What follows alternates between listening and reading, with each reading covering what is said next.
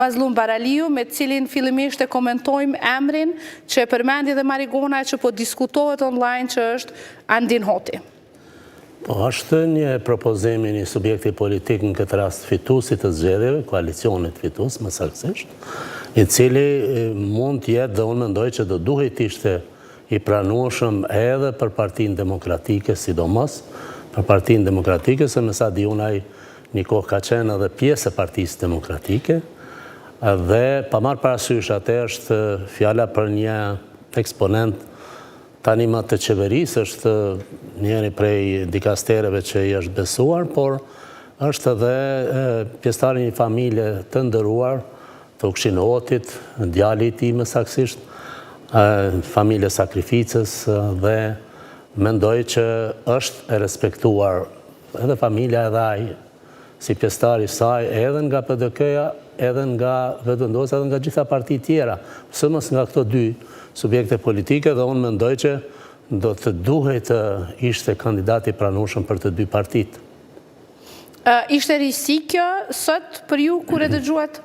Po, patjetër, ishte diçka që nuk bënte as punë as nder këtyre subjekte politike as njerët, pra qoftë pozitë, qoftë opozitë, sidomos këtyre të pozitës, drejtësisht fitusit, të cilët deri në momentin e fundit nuk e kanë lansuar, nuk e kanë bërë publik një emër ose dy ose tre, pse jo, për president në mënyrë që t'i japin mundësi që të ketë gjithkujt, shoqërisë civile, qytetarëve, partive politike, popullit, që të ketë një debat për profilin politik dhe njerëzor, do të thosha unë, të cili do prej kandidatëve. Kjo nuk ndodhi. I kishte një proces hermetik të bisedave, nuk është diçka që mendoj unë i bën mirë dhe shëndet demokracisë që të shkohet edhe nga këta eksponente dy partive tjera opozitare vetëm në takime, mirë që ishin këto takime, kontaktet, komunikimi gjithmonë është pozitiv, arma kryesore çdo kujt. Pozitivisht, pra marrë, qoftë në një pozitë ose në një tjetër, pra pozitë, por ata shkonin vetë, tet-a-tet thonë francez, dhe me thënë kokë për kokë bisedat, dhe kjo, si do qoftë është e kaluar tani me që ka biseda sot, po duket në mes PDK-s dhe Vetëvendosjes dhe brenda strukturave të tyre, po duket që mund të ketë një zhvillim pozitiv. Kjo kombinatorika, këte mua, kandidaturën mua, dhe numrat mua, dhe dy kandidat mua, dhe tjera, nuk po më duken që janë tamam të baraspeshueshme me fuqinë politike që ka subjekti politik përkatës. Pse? Sepse fitus është koalicioni Vetëvendosjes. Dhe nuk mund të ashtë kërkosh jo vetëm një kandidat, që tjetë tandem i kandidatit Vetëvendosjes, po dy kandidat, që do të thotë rrjedhimisht edhe votat, aq vota sa i mungojnë, 8 vota i mungojnë, 8 nënshkrime, PDK-s që t'i bëjë 30, edhe ato duhet marrë nga Vetëvendosja, pra një marrëveshje kjo, marrëveshje tjetër edhe një kandidat tjetër, e kështu me radhë, si do qoftë është punë e marrëveshjeve, dhe marrëveshja është, ose duhet ishte ligj për palët, marrëveshtorën, këtë rast dy subjektet politike në fjalë, por si do qoftë, ajo që do duhet të ndodhë është që këta njerëz, përfaqësues të këtyre subjekte politike, këta deputet dhe deputete, e kanë për detyrë dhe mendoj unë që nuk është kufiri i fundit, është ai kufiri i Rubikonit, që të mos e lënë vendin pa president. Do duhej, nuk jam i thari as një partie, as pjesëtari as një partie, do duhej për hir të interesave shtetërore dhe qytetarë, obligimit që kanë si deputet dhe si parti politike, pas një kusht, pas një marrëveshje, ta votojnë presidentin cili do kandidat qoftë ai pozitës nëse merren vesh, ose i opozitës. Prandaj ne duhet kemi president, për ndryshe zgjedhjet janë edhe një dëshmi tjetër e konfirmuar që kjo klasë politike nuk e meriton atë që ka marrë nga votuesit deri më tani. Nëse shkojmë në zgjedhje. Natyrisht, nëse shkojmë në zgjedhje. Por për sot, ne kemi lënë gjërat për ditën e fundit, dhe a kemi mundësin t'i marrim këto 30 në nënshkrime që të fillojmë pastaj sa i përket procedurave, dhe ne e dim që për çështjen e zgjedhjes së krye parlamentarit kemi një vendim të kushtetuesës në të cilin ata detyrohet që të rinë në sallë, deputetët detyrohen që të rinë në sallë. Vlen e njëjta tek zgjedhja e presidentit sot? Po, vlen ajo, po fillimisht përgjigjëm në atë se a jemi në brenda kohës, po jemi brenda afatit kushtetues, sipas një 82 paragrafi 85 në falë paragrafi 2 i kushtetutës që thot që më së voni në afatin, brenda afatit prej 30 ditësh para skadimit të mandatit të presidentit aktual ose presidentes aktuale tani, duhet të kryen gjitha procedurat për zgjedhjen e presidentit. Pra jemi në brenda afatit, duhen 30 nënshkrime, do të thotë është kusht, dhe duke u përgjigjur në pjesën e dytë pyetjes suaj, a duhet të qëndrojnë, po patjetër është vendimi i gjykatës kushtetuese që deputetët e kanë për detyrë jo vetëm të mbrojnë dhe të punojnë për interesin publik, pra formimi i institucioneve, jo vetëm të ndihmojnë në krijimin e institucioneve, por edhe duhet të qëndrojnë në sallë, ta bëjnë kvorumin dhe pa e cënuar drejt në tyre demokratike të votojnë për kundër ose abstenim. Pra ata janë të obliguar të qëndrojnë aty dhe në qoftë se dikush siç ka paralajmëruar ndonjë subjekt politik ose eksponent e tij apo të tyre që do ta lëshojnë sallën kur nuk kanë interesin e tyre që të rinë aty, bëjnë shkelje kushtetuese.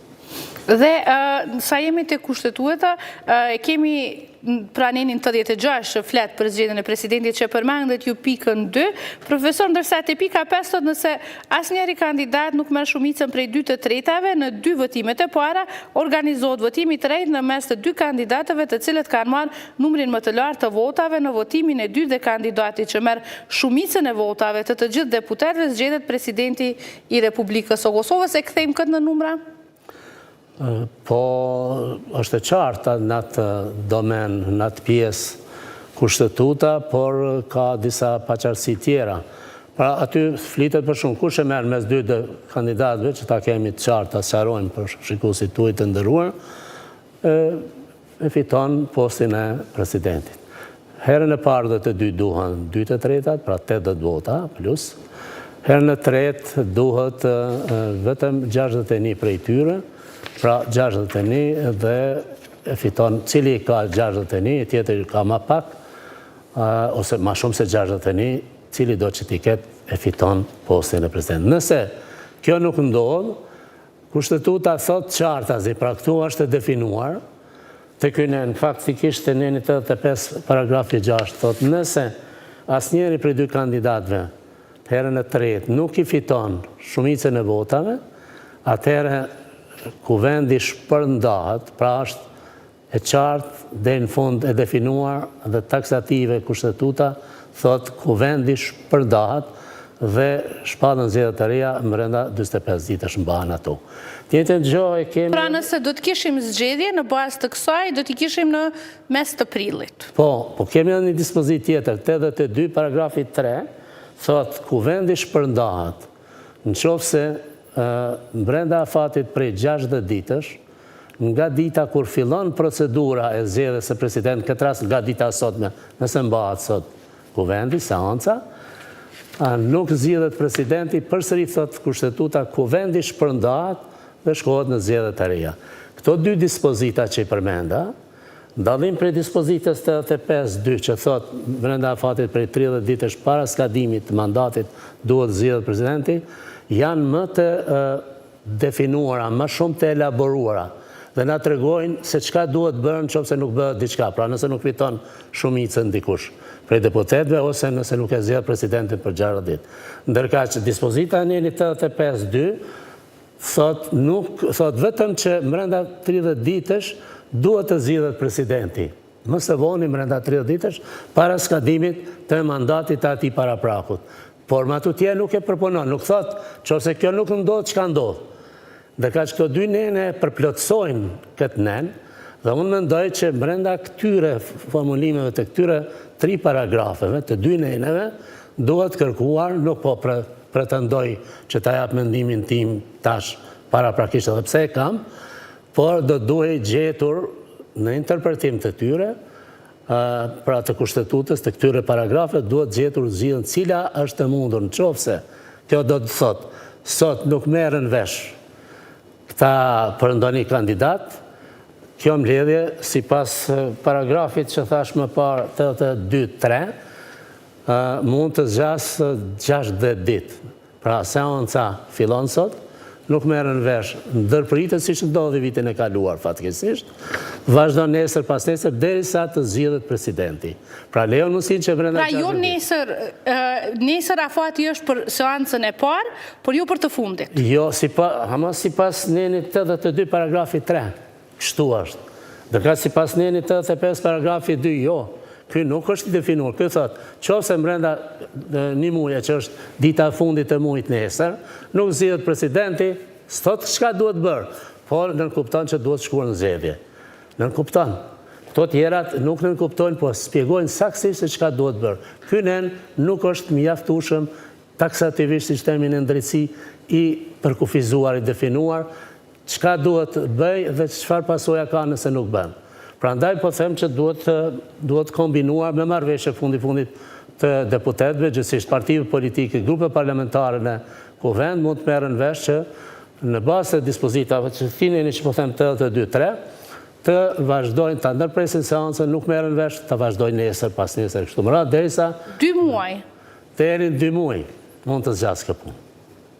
Urojmë që të mos jetë kështu ta zgjedhin. Jo, inshallah, po dhe s'duhet jetë kjo, pse ka mundësi maksimumi e kalon kushtetuta për njerëz racional, që kuptojnë demokracinë, rëndësinë e shtetit, qytetarit të Republikës, ata e bëjnë atë për disa minuta. Kjo që po zgjat kaq ditë edhe në moment të fundit, është e pahishme, pa ndershme dhe jo për lavdat, po për kritik.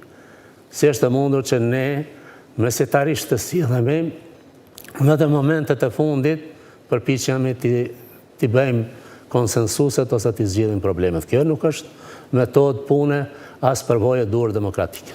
A mund t'jetë kjo ndoshta pse kemi zonjën Osmani, presidentën e dytë që përfundon mandatin e plot, kemi pasur zonjën Jahjaga dhe në presidentët e tjerë gjithmonë kemi shkuar në zgjedhje? Po, jo është për shkak të mentalitetit që kemi ne, që punët i lajmë zhagas, zvarritur. Lera marrë të shkoj të poshtë. Bëhet nesër. Ndërka që është një maksim shqiptare, fjale urtë shqiptare që thotë në mësat të gjithë punën e sotit mos e le për nesër. Ne jo të më që e lejmë për nesër, por për momentin e fundit. Dhe mandej kalkulime, shtyrje, përpjekje për të përfituar, inate, teke, iracionalitet dhe jo mençuri dhe fleksibilitet politik dhe demokratik për të marrë vesh. Aftësia për të marrë vesh është aftësi negociuese që duhet ta ketë çdo politikan dhe çdo qytetar, madje se i duhet një jetë secilit në politikë edhe më shumë. Ndoshta kjo është edhe pasqyrja e asaj që deri sot asnjëri prej kandidatëve nuk i ka nënshkrimet, 30 nënshkrimet e duhura për seancë. Pikërisht kjo është, sepse pa pasur nënshkrime dhe pa i depozituar ato nënshkrime në kuvend, kryetaria e kuvendit, këtë rast kryetaria, nuk mund ta thrasë seancën. Ata tash i bëjnë, ndoshta më fani, edhe tash po flasin për t'ia bënë njëri tjetrit 30 numra, se dikush i ka më tepër. Sepse nuk i kanë bë. Po mendojnë mbledhjen ta mbajnë ora 4, apo jo? Pra, vonë tepër vonë. Dhe kjo, edhe çka bëjnë ata? I dërgojnë aty dhe pas gjysmë ore caktohet mbledhja. Nuk është në rregull. Kështu nuk, ky është improvizim. Dhe demokracia nuk lejon improvizime, ka parime, ka rregulla, ka standarde, të cilat duhet respektuar. Çka do të thotë? Afate ka. Mundeni ju edhe në rregullorën e punës së kuvendit, parashihen afatet kur mundeni ju mas vonit ja dërgoni materialet për seancë dhe ta thirrni seancën dhe ta thirrni deputetin për seancë. Nuk mundeni kur dani ju me telefon, pastaj vrapon njerëz ngutur nëpër rrugë, mandej mund të bëjnë edhe mazot edhe ndonjë aksident. Pra duhet të mësohemi të respektojmë rregullat demokratike dhe ta respektojmë lojën demokratike, që nënkupton lojën përmes ligjeve, pra zbatimin e ligjeve, zbatimin e kushtetutës dhe zbatimin e rregulloreve, këtë rast rregullores kuvendit. Kjo nuk po ndodh. Në moment fundi çdo gjë në mënyrë improvizuese. Kjo sot është improvizim, tash ata po luftojnë të merren vesh me njëri tjetrin, në një minutë takon në një tjetër, thirrni grupet parlamentare, ditën e fundit, momentin e fundit. Momenti i fundit është, sot dita e fundit është realisht. Sot pazare politike. Po tash, unë nuk do t'i quja pazare, por ma keq se kaq. Është tregti flamush. Sepse të gjithë po t'i pyetni thonë ne po e mbrojmë interesin e shtetit. Ndërkohë që luftojnë për primat politik. Madje edhe atëherë kur e dinë që nuk i kanë fituar, që s'kan fuqi politike. Si mund të kërkoni ju, mi jepti numrat mund t'i bëjt 30, nuk i kam 30, hajdet jemi barabart me ty që i ke 66-7, e mi jepti ata numra dhe ma jep edhe një kandidat mua, unë t'i bëjt 2 e ti ta kesh 1, po ku keni pa kjo kështu. Kjo është ambicie politike iracionale, për të më thënë patologjike. Sepse po tash po grumbullohet pushteti. Po dhe këta kanë pas pushtetin, ma herët edhe kanë pas 3 këto poste. Koalicion. Edhe këta janë koalicion, edhe vetëvendosja është koalicion, nuk është e vetme. Ata në koalicion i kanë pas për 20 vjetë 3 postet, këta kanë qenë në opozite, kanë bën mjegull e tym, këta tjerë tash janë koalicion. E këtyre po dhe jo s'banju ta keni ta kumuluar pushtetin, po më na jepin mua, e jemi të barabartë. Po nuk është në rregull kjo. Jo vetëm që s'është në rregull, s'është as e logjikshme, as politikisht korrekte dhe as në dobishmëritë të shtetit dhe të Republikës. Ndam. Po nuk po flas vetëm për këta të opozitës ose për një parti, po flas edhe për këta të opozitës të cilët dhe këta po pretendojnë që ta kenë diken aty me të cilin kushtimisht, po them, nuk po them që është ashtu, po asocohet në atë, ose të pakën ka drejt të dyshoj opozita, që po e marrin edhe njërin e tyre, cili në treshën e shtetit, presidenca, kuvendi dhe më falni dhe qeveria, mund të ketë qeveria ndikim edhe në kuvend, me që ka njërin e vetë, me cilin mundet ma letë punoj, dhe në presidencë dhe pastaj t'i bëj punës si donë ata, që ndonjëherë mund mos jenë në interes të opozitës, ose mund mos jenë edhe në interes shtetit. Prandaj është mirë kur bashkunojnë këta dhe dikujt i jepi se s'bëhet kiameti. Çdo gjë që koordinohet e kjo treshe, që unë e quaj triumvirat, është në interes ose duhet jetë në interes shtetit. S'bëhet kiameti të jetë edhe dikush tjetër i opozita, po pse jo? Çka do të thotë kjo? Po ka raste, ne marrim Evropën perëndimore, po ka edhe në Evropën ka dush, në Azi, në Afrikë dhe lindore, që një subjekt politik i përgjithshëm ja jep votën për themelim të kuvendit, për konstituim të kuvendit, edhe për formim të qeverisë, dhe kur i thot apo don me arë në qeveri, thot jo nuk dua, që po ta jap votën, s'provohu, puno për shtetin, po nuk du t'jem me ty se nuk pajtojmë as me program, as me ideologi. Pra kjo është vedije shtetërore, kjo është vedije institucionale, në cilën disa parti thirrën që nga themelimi 37 vjetë, në fakt nuk janë as institucionale ose nuk dëshmojnë institucionale. As në vitet e kaluara, as në zgjedhjet e kaluara, dhe as në këto zgjedhjet, pas këtyre zgjedhjeve të fundit, sepse këtu kemi ngesur për diçka që mund të jetë shumë shpejt e kryer për disa minuta një marrëveshje.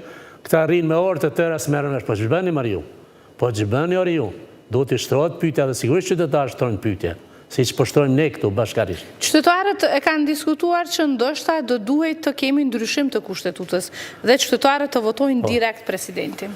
Po ajo është domosdoshmëri. Fillimisht më lejoni të them që kjo kushtetut nuk ka qenë që nga fillimi as demokratike, ma demokratike, jo se jo, si që thoshin disa që thoshin që kanë marrë pjesën të që janë babalartë kushtetutës, në fakt as një shkronjë se kanë shkruar, se kushtetutën e kanë shkruar të huj dhe e kanë imponuar.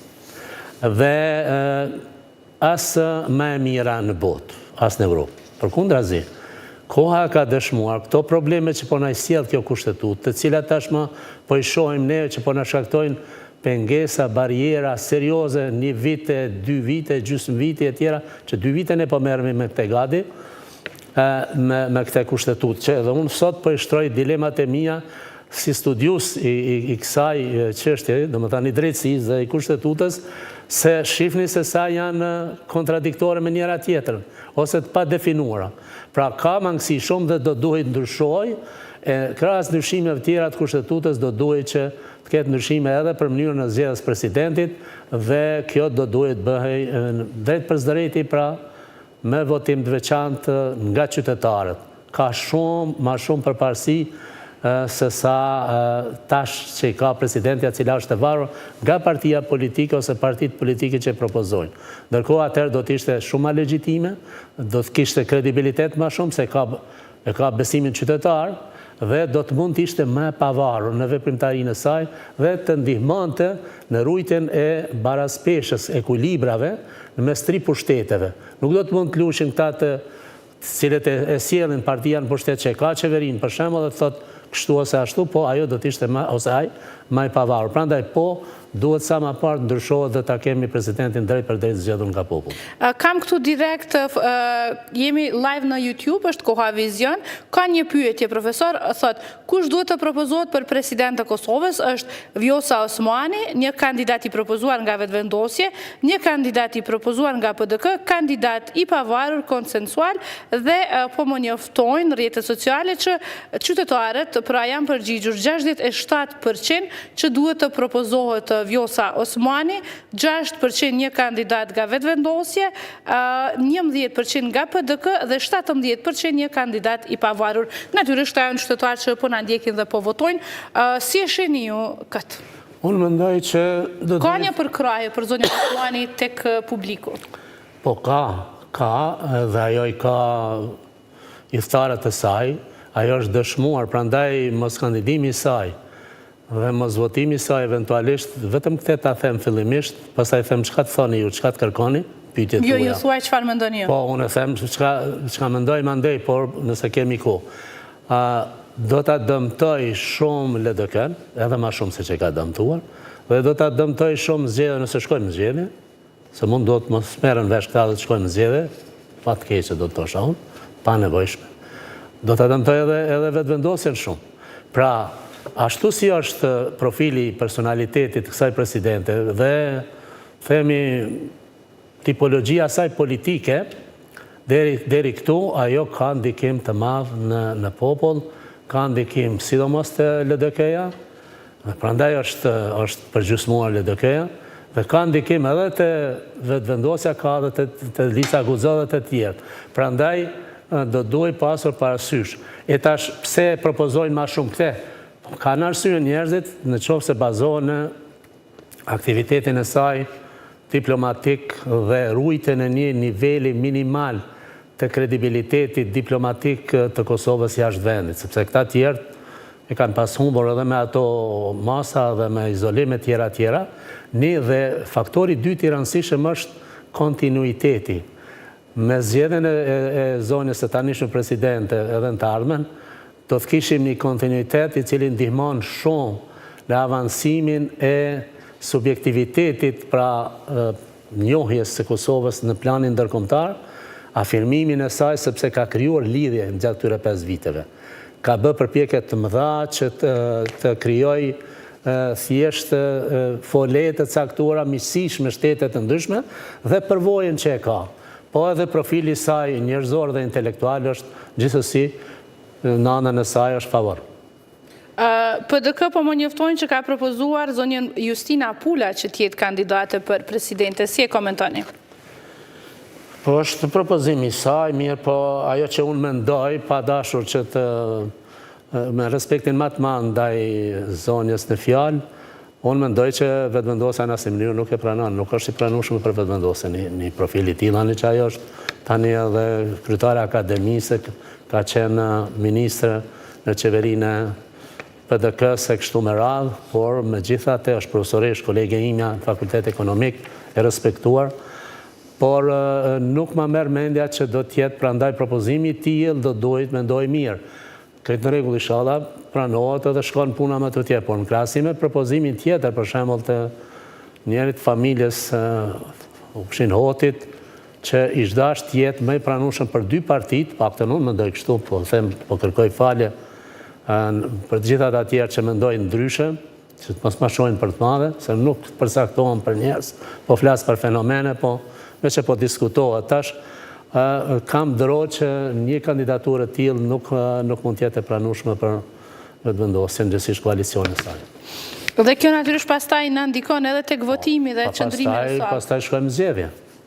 Dhe prandaj duhet menduar mirë në këto biseda që i kanë këta tash, duke respektuar personalitetin, profilin politik dhe akademik e intelektual e njerëzor qytetar të çdo kandidati apo kandidate, të mendojnë mirë që të parafrohen dy partit, sepse këto dyja bën shumicën pa dallim, pa problem, që ta zgjedhin një kandidat që është më i pranueshëm për të dy palët, për dy partit, në mënyrë që të mos shkojmë në zgjedhje dhe ta kemi presidentin e vendit, ose presidentën. Ju e përmendët, në fakt e përmendëm bashkë çështjen e zonjës Osmani sa i përket pëlqimit tek qytetarët, por kjo nuk është kthyer njëjtë nga partitë politike ky pëlqim. Pse mendoni?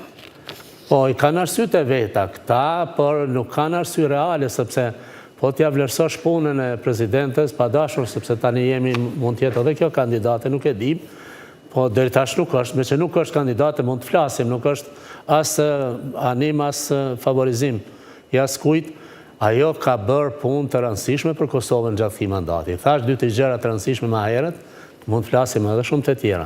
Po dy faktorë janë të rëndësishëm. Mbajtja gjallë e kredibilitetit të Kosovës në planin ndërkombëtar, diplomatik dhe politik, dhe thjesht krijimi i lidhjeve, i foleve të ndryshme të bashkëpunimit, kanaleve të komunikimit dhe të bashkëpunimit që kanë sjellur dhe njohje të reja, po edhe mund të sjellin edhe të tjera, po edhe mund të sjellin afirmim të Kosovës në planin ndërkombëtar që është i rëndësishëm sikur buka e ujit për çdo njeri në këtë botë. Prandaj edhe kjo, plus profili saj politik, me një përvojë të gjatë politike dhe intelektual, është thjesht një person i duhur që do të mund të ndihmonte Kosovën dhe jo ta pengonte në një mandat të dytë. Nëse kthehemi pak në histori, po e shohim në grafik zonjën Osmani, që e kemi ende presidente në detyrë, po flasim pak sot me zgjedhjen, qoftë rizgjedhjen e saj, po zgjedhjen e një presidenti tjetër, do ta kemi 1, 2, 3, 4, 5 të 6-in me kushtetut, pra që nga zotri Fatmir Sejdiu, dhe të 7-in nëse e numrojmë edhe zotrin Ibrahim Rugova. Nëse kthehemi qysh nga viti 92, kur ne populli vetës zgjodhi zotrin Rugova, si e shihni pastaj e diskutuam që kemi pasur zonën Jajaga që ka përmbyllur mandatin, por të tjerët, për shembull zotrin Sejdiu, zotrin Thaçi, të cilët për arsye të ndryshme kanë dhënë dorëheqje dhe po ashtu zotrin Pacolli. Po nuk mund të flasim detale për arsye se s'na premton as koha, por secila kanë pas rolin e tyre në momentet politike të tepër të rëndësishme dhe do të thosha unë edhe të vështira për Kosovën, por duhet bërë dallimin. Për shembull, presidenti historik Rugova ka qenë presidenti i asaj Republikës parë dhe mandej president në kohën kur ne nuk e kishim shpallur sa diun Republikën, sepse Republika shpall shteti pavarur me 2008-ën, dhe presidenti i parë i Republikës është shpallur të pavarur, sovrane dhe demokratike është zoti Fatmir Sejdiu, dhe të tjerët me radhë. Secili rolin e vet, ajo që ju përmendet të zonja Jajaga ka qenë një kandidat jo politik që thjesht me konsultimin dhe pajtimin e disa partive politike atëherë është pranuar dhe është votuar me shumicë votash, edhe që ka kryer mandatin e saj me mjaft vështirësi, pastaj edhe me mendime të organeve, sepse ajo ka qenë një marrëveshje për një kohë caktuar derisa të bëhet ndryshimi i kushtetutës që të zgjidhet presidenti drejt për drejtë. Dhe është bërë një komision nga Parlamenti i Kosovës 2013, mos gaboj, i cili ka bërë një ligj të gjykatës kushtetuese gjithësisht të presidentit të vendit, që e mundësonte, natyrisht me ndryshim të kushtetutës, zgjedhjen e presidentit drejt për drejt nga populli. Edhe për një ligj për reformën zgjedhore, mirë, po nuk i kanë pranuar politikajt asaj kohë dhe nuk ka ndryshime. Vazhdojmë, profesor, por po shohim që në kuvend kemi zhvillime të tjera, e kemi sërish Marigonën. Përshëndetje Marigona, çfarë po ndodh atje?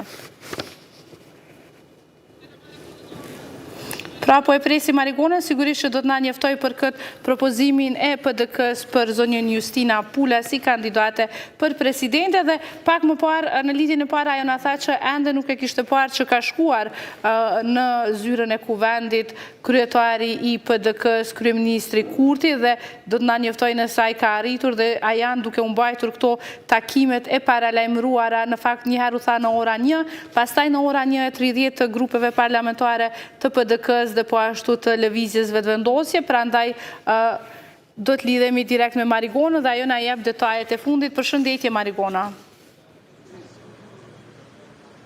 Përshëndetje Raimonda, isha duke biseduar me deputetin e Partisë Demokratike të Kosovës Përparim Gruda, i cili tha se në mbledhjen të cilën do ta zhvilloj PDK-ja prej orës 14, aty do të diskutohet edhe emri i Justina Pulës, pra krye akademikës, për të cilën pak kohë më parë koha raportoi përmes burimeve të saj se është një ndër emrat që ka mbështetjen më të madhe brenda Partisë Demokratike të Kosovës në rast se arrihet një marrëveshje me lëvizjen vetëvendosje që Partia Demokratike e Kosovës ta propozoj kandidatin për president. Deputeti Gruda tha se ndonë se ende nuk ju ka ardhur propozimi për Andin Hotin si kandidat për president, tha se në mbledhjen e Partisë Demokratike të Kosovës që do të zhvillohet prej orës 14, tha se do të diskutohet edhe emri i Andin Hotit, por edhe emri i krye akademikës Justina Pula, ku do të marrin në fakt edhe vendime dhe do të shohin se si do të zhvillohet tutje. Mirë po, sa i përket pyetjes tënde, po brenda kuvendit tashmë ka filluar në grupin parlamentar të lëvizjes vetëvendosje edhe mbledhja e tyre dhe ka arritur disa minuta më parë dhe kryetari i lëvizjes vetëvendosje Albin Kurti. Ai në fakt në të gjitha pyetjet e gazetarëve ai tha se është kurreshtar po aq sa jemi edhe ne dhe se ende nuk dha në fakt asnjë emër të cilin do të mund ta nominonte, tha se kjo do të dihet pasi që të përfundoj mbledhja e grupit parlamentar të lëvizjes vetëvendosje. Këto janë të rejat e vetme të fundit, Raimonda, me që kaq kanë informacione ose kaq na japin informacione edhe liderët e partive politike, por nëse ki ndonjë pyetje? A do të bëhet takimi vetëvendosjes tani në 1:30? Po ka filluar, takimi vetëvendosjes ka filluar në orën 1:30, ndërkaq ai i Partisë Demokratike do të fillojë në orën 14 dhe duket se dhe ai do të jetë brenda kuvendit të Kosovës, me që do të mblidhet grupi parlamentar, pasi që votat e tyre do ta determinojnë edhe kandidatin për president në rast se do të ketë një marrëveshje mes PDK-s dhe lëvizjes vetëvendosje. Faleminderit shumë Marigona, po besoj që sapo të kemi të reja do të lidhemi sërish bashkë. Zotri Kurti pas ka thënë se është kurreshtar po aq sa gazetarët për këtë çështjen e nominimeve. Si e komentoni? Po ky hermetizëm, ky lloj hermetizmi politik, unë mendoj që nuk i bën mirë askujt. Nuk mund të shkoj ai me kurreshtje, krye eksponenti kryesor, përfaqësuesi kryesori jo vetëm i Partisë Vetëvendosjes, lëvizjes, por edhe i koalicionit fitues, edhe me kurreshtje se çka do të ndodhë. Do duhet gjërat të precizoheshin saktësisht, të kalkuloheshin dhe të vendoseshin në një marrëveshje të caktuar, e cila nuk do të lëvizte pastaj nga pozicionet e palëve. Ashtu si merren vesh, ashtu të veprojnë, se mund të ndodhë dhe befasi e pakëndshme. Fundit mandati i deputetit është mandat personal. Është i vetë deputetit, nuk është as i partisë, nuk është as i dikujt tjetër, i kuvendit, po është thjesht personal dhe ai bazë të obligimeve morale dhe etike që ka marrë nga sovrani votuesi, që ka dhënë besimin, votën, ai do ta jep votën e tij ose mos e jap aty ku mendon që është interesi i Kosovës. Dhe në këtë rast interesi i Kosovës është që të mos shkohet në zgjedhje, ta kemi presidentin. Kushdo që vepron ndryshe nga këta deputet do ta bëjë gabimin e pafalshëm, shkeljen e rënd kushtetutës që e kanë bërë vjet. 120 deputet e kanë shkelur kushtetutën vitin e kaluar sepse nuk i kanë zbatuar vendimet e gjykatës kushtetuese, të cilat thonin që zgjedhja kryetarit të kuvendit duhet bëhet në afat prej 30 ditësh. Ka kaluar ai afat, ata e kanë shkel kushtetutën dhe kjo nuk është e lejuar, është e pa lejuar. Kur ata shkelin kushtetutën për interesat e tyre partijake, personale, çka bëjnë me ligjet kur i kanë aty për t'i trajtuar ata? Dhe ligjet na i bijnë të tilla të cilat janë johumane, të cilat janë papranueshme, të cilat janë të dëmshme për qytetarin e Kosovës. Pse? Sepse atij s'po intereson fati i Kosovës, po fati i partisë vet dhe mandatit vet politik dhe të grupit për ma keq ndonjë grupi formal ose klani ose fraksioni brenda partisë. Pra, nuk do duhej që të ndodhë kjo, do duhej thjesht që deputetët mendojnë mirë në dobi të formimit të institucioneve, në dobi të funksionimit të shtetit, sepse ne jemi ende në krizë. Jemi në një krizë tjetër tani që ma tepër se një vit e sipër. Prandaj do duhej me mençuri secili deputeti, secilës parti, jo vetëm interesat e kandidatit tyre ose të partisë tyre, por interesat e shtetit. Nëse unë po t'isha aty dhe gjithmonë kam vepruar kështu. Prandaj s'jam në asnjë parti, as pranoj me qenë.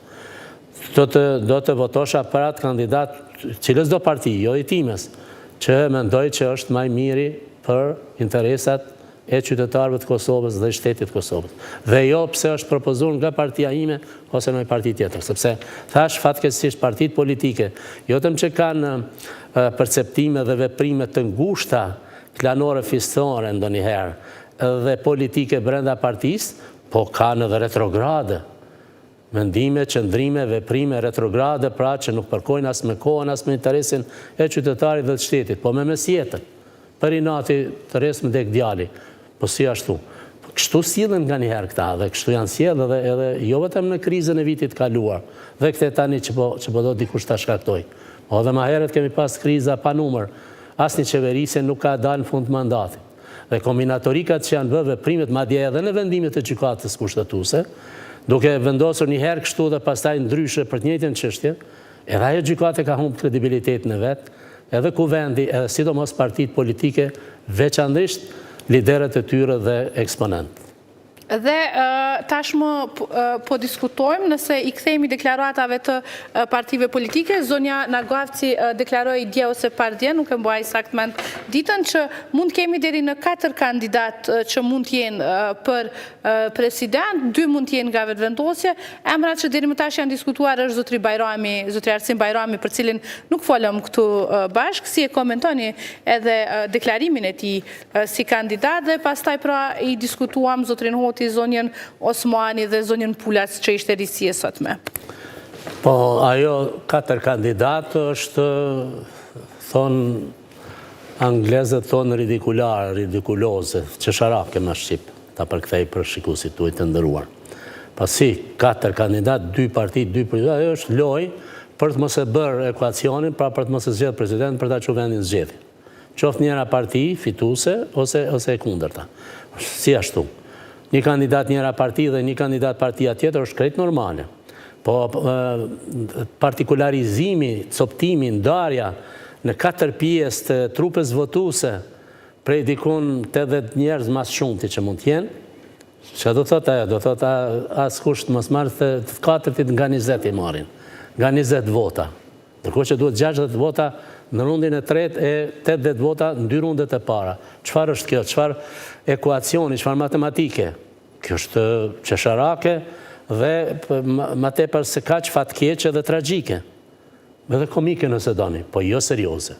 Prandaj ato deklarime, megjithse si duket aty është një rreth i ngushtë për të mos thënë një individ që vendos, dhe jo vetëm në atë parti, edhe në këto parti tjera ka çarçe të ngushta, pra ta shtuqytëra kryqësi të ngushta. Çka do të thotë ajo kryqësi e ngushtë? Po dëgjova një dikush dje pardje, po thotë e thirrëm kryqësinë e ngushtë. Po ata tjerë antarë të kryqësisë çfarë qenë kanë ata të gjerë? Qenë kanë ata të barabartë? Domethënë vetë po tregon që në mënyrë selektive e ati, mos e ati, çfarë demokraci është? S'kemi ne demokraci. Ne po themi që jemi vendi më demokratik në Ballkan, në fakt si jemi fare, as Ballkani s'është demokratik, as Evropa s'është demokratike, as bota po del që s'është demokratike, ne edhe ma pak. Ne do të punojmë shumë për ta fuqizuar dhe qytetarëve nuk i demokratikën. konvenojnë zgjedhjet, sepse, thënë të drejtën, ne gjithë jemi lodhur nga zgjedhjet e shumta këtë vitin e fundit, por a ju konvenojnë partive politike? Zgjedhjet ju e përmendët që zonja Osmani e dëmton edhe LDK-n edhe vetëvendosjen. Po. Nuk i konvenojnë askujt, po e thash pak ma parat urtin popullore, jo rasisht, për shkak të resë ndek djali, ky model i të mënduarit, ky koncept veprimi politik mbizotron të ne fatkesisht. Pra, edhe nëse shkojmë zgjedhje, edhe nëse humbim s'prish punë. Dhe Gjosha Diken dje që thoshte, ne do dalim shumë më të fuqishëm se sa zgjedhjet e kaluar. Gjë që ekziston rreziku real, potencial për të mos e kaluar pragun. Dhe me kaq gatishmëri, me kaq siguri, që flet njeri mos mund të flasë për vetë vetën, besoni ndonjëherë. Dhe askush nuk më qunë person labil, psikolabil. Se kam dëgju kënë pas shpine, mund të flasin çdo gjë. Por që më thot dikush, po megjithatë unë nuk i besoj vetës ndonjëherë se a jam nivelin e dorë, prandaj kemi nevojë për komunikim. Komunikimi është arma demokratike më e fortë, më e dobishme mes nesh. Interconnection, ndërkomunikime, që të marrim, të mësojmë, të japim tjerëve dhe të shohim ku po gabojmë, që të mos gabojmë, sepse kemi përgjegjësi politike këta, po flas në emër tyre, që kanë marrë, këta kanë përgjegjësi politike për apo, nuk guxojnë gabojnë ata për çështje që tangon qytetarin dhe interesin e shtetit, siç kanë gabuar, thanë territore, pranon decentralizimin, pranon planin Atisarit, bën një kushtetut që po na pengon më shumë se që po na ndihmon. Tani atë asociacionin do në të japin, vetë menaxhimin e tjera që është edhe ma keq. Pra çka që janë këta njerëz, çka po mendojnë ata? Po nuk guxojnë ta bëjnë këtë. Siç nuk kanë guxuar ta zbatojnë marrëveshjen e 2013-s, as 15-s, e kanë nënshkruar, e kanë pranuar shumë mënyrë të poshtruar dhe do të thosha unë, pa vende të dëmshme, fatale, po nuk kanë guxuar ta zbatojnë askush, as i strukturë qeverisë. As këta s'guxojnë të tallen me këtë popull, sepse kemi humbë shumë, kemi dhënë shumë, e s'kemi marrë asgjë përveç pavarësisht që është me gjak e me djersë, me gjeneratat e tëra që 150 vjetë me qindra mira njerëz kanë dhënë jetën për këtë liri. Nuk është vetëm e dikujt edhe dikujt tjetër jo. Prandaj duhet të jenë të përgjegjshëm që të merren vesh, e jo kështu njëri të tjetri në minutat e fundit, po ta bëjmë presidentin dhe të vazhdojmë me tutje. Faleminderit shumë, profesor, faleminderit që ishit me ne, faleminderit për kohën tuaj. Faleminderit juve për ftesën, ishte kënaqësi. Shumë faleminderit. Ndërkohë ne po bëjmë një shkëputje të